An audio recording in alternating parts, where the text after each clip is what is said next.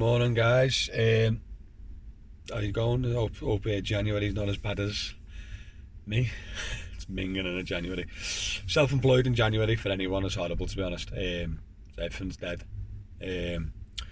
But what I've been looking at and concentrating on the most is while the profits are down, or the income's down, the best way to make more money at this time, or any time really, but especially this time, is to reduce your expenses, as in your spends. So if you reduce your outgoings, technically you earn more money, as in more profit. So today's video is about getting more mile per gallon and obviously saving on your fuel costs. Few of them obviously are quite obvious, but obviously a lot of people don't know them, like the massive differences or the money you can save day to day, especially if you drive 1,000 miles a week doing what you do. Even if you save 2-3%, you know what I mean, it's massive differences at the end of the month or the end of the year. So the first most important tip I've got for you is doesn't matter if you got a Toyota Prius or a army tank, yeah, one thing that will really kill your mile per gallon is how you drive it. So myself personally, what I try and do is don't go over 1,500 revs, and literally just touch the pedal. Never, I don't think I ever suppress the pedal all the way down. No, never do that. I literally just touch the pedal, you know what I mean, and just literally just go as slow and steady as you can, really, and just try and conserve that fuel. If you start like putting your foot down or speeding or accelerating really fast, braking really late and stuff like that, you're just going to eat up your fuel. And even if like your car's meant to do 60 mile per gallon, you'll only do 45, 40, you know what I mean, and over a large period of time, that's going to cost you a lot of money. So driving is definitely, the way you drive is one of the biggest ones. Another one, right, is weight. Right, I got told this the other day because I've been talking to a lot of people about it and doing loads of research. You know the big HGV companies, big Arctic lorry companies, the delivery companies, they actually only put in the amount of fuel that wagon needs to get from A to B. You know what I mean? So if that wagon needs to get from Liverpool to London, they'll calculate how much fuel he'll need to do that journey. Obviously a little bit extra, but he'll never like obviously fill the tank up. And obviously I've always thought, is it true? Obviously you get better mile per gallon near the end of your tank because of the weight. Just done some research. It's 0.7 kilogram per litre of fuel. So if your car holds 55-60 litres of fuel, yeah, you're talking 40-50 kilogram extra weight all day as you're driving. You know what I mean? I know a few people that empty the boot, make sure the boot's empty. I make people actually remove, if they've got a spare wheel under the mat in the boot, they take that out. You know what I mean? And after, if they ever puncture or sorry, they just phone up breakdown companies to get them towed home or towed to a garage. Weight is a big factor. Same as like lose a bit of weight.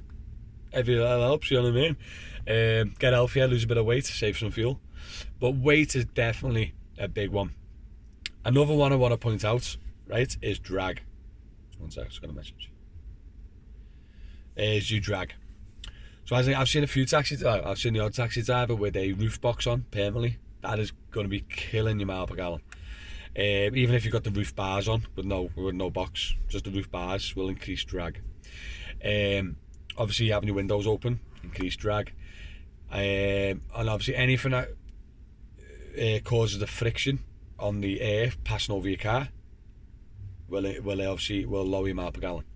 Now obviously it is only small percentages, but obviously if you've got a roof box on, a boot full of stuff and your windows open, you know what I mean, it's all about trying to cut the corners just to save those little bits. And over the month, over the year, you know what I mean, you might save quite a bit of money, you'd be surprised. So I've been trying all this. And obviously, you know, the aircon uses your fuel, exactly, and but obviously your windows use the fuel. So what I've researched, and what they say is, under 30 mile an hour, have your window cracked to turn your aircon off, right? Because that's the best way to obviously conserve your fuel. Now, if you're going over 30 mile an hour, 40, 50s, or on the motorway, definitely keep your windows closed and have the aircon on, because when you got that high speed with your window open, it's causing massive friction, which is costing you juice. So yeah, that's all I normally do. If I'm just like cruising around the streets doing 20, 30 mile an hour, I'll have the window cracked open, leave the aircon off. If I'm on the motorway on a long journey, have the aircon on, leave the window shut. Good little tip for you. What else? Obviously tyre pressures. Tyre pressures is a big one. If your tyres are underinflated or overinflated, can affect your mile per gallon quite massively. Also talking about tyre size. Like, I don't know if you noticed, especially the new hybrids now, the Hyundai Iconic, the Kia Niro, the Toyota Prius, the ones with 17-inch wheels. They look nice, mate, but they do about 6, 7, 8 mile per gallon less. So that's a big chunk. That's 7, 8 mile per gallon less, or even more, sometimes 10 mile per gallon less. You know what I mean? It can make a big difference over the year. So if you are going to get a car and you got the option of having bigger wheels, go for the smaller ones. You will save on fuel, and make sure they're inflated correctly. Obviously with the fuel, make sure you don't need, like I'm a taxi driver myself personally, so I've started just putting 20 quid in first thing of the morning and try and make that last a day instead of full tanking it every 2-3 days. What else have we got here? Oh yeah, that's a good one. I've just got a website to jog my memory, the one I was looking at last night. One of the other ones is plan your trip ahead. So as an example, if you know you're going from A to B, yeah, don't like leave your fuel dead low. Like, I've done it a few times when I've been dead busy. I've left my fuel dead low, and then when I started going, oh, red light, best get to the petrol station. But the petrol station to get to is like a proper dead expensive one. You know what I mean? Because I have a few petrol stations that's like a lot cheaper, 3-4p a litre cheaper. But sometimes if you don't plan properly, you can get caught at that. Imagine like getting caught on a service station, petrol station. You're talking 6-7p a litre more than you normally would pay. So always plan ahead. Yeah, always plan ahead. So there's another one. Oh, this is interesting as well. You know, when you're sitting at traffic lights, I've got start stop, so that's okay for me. But you know, if you're waiting for a job, or you're outside Amazon picking up a parcel, turn your engine off, just leave your ignition on, because even though it's idling, it's causing fuel. Now, if you leave that engine idling a couple of hours a day or a couple of hours a week over the months, over the years, same again, more fuel, it's pointless. Turn your ignition off if it's cold. You know what I mean? Put a hoodie on, keep warm. You know what I mean?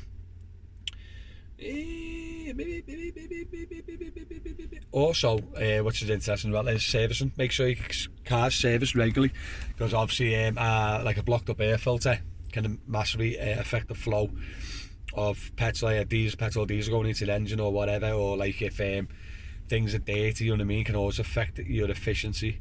You know what I mean? You always want to make sure your car's running smoothly as anything. Look after your car, and the car will look after your back pocket. You know what I mean?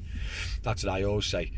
You know what I mean? You just say you're skimping. Oh, I don't want to get a service there. I'll wait for a couple more months. But in those couple of months, mate, you could be causing extra problems to your car, and obviously costing you more money in fuel.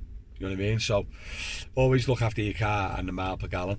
There's some of the tips I've picked up recently, doing some research, speaking to people and stuff like that, and I'm definitely going to start trying to implement them and see if I can get my mile per gallon higher, obviously average, because even if you get your mile per gallon up by 1, 2, 3 mile per gallon, that's 3 miles per £6. If it's 60 quid to fill up, you know what I mean, you're talking 30 miles a tank, 40 miles a tank. If you had that over 2-3 tanks a week, depending obviously how much you drive, and then over the month, then over the year, you know what I mean, you could be saving yourself a couple of grand just following these simple tips.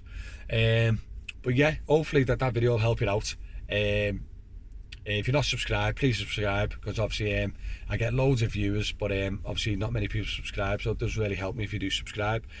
And if you've got any more money saving or fuel increasing tips, leave a comment in the video below, and I'd love to hear them, because obviously if I find out any more, I'm always happy to try them out and see if they work. But yeah, listen guys, thanks very much for watching, and get subscribed, and I'll see you on the next one. Peace out guys.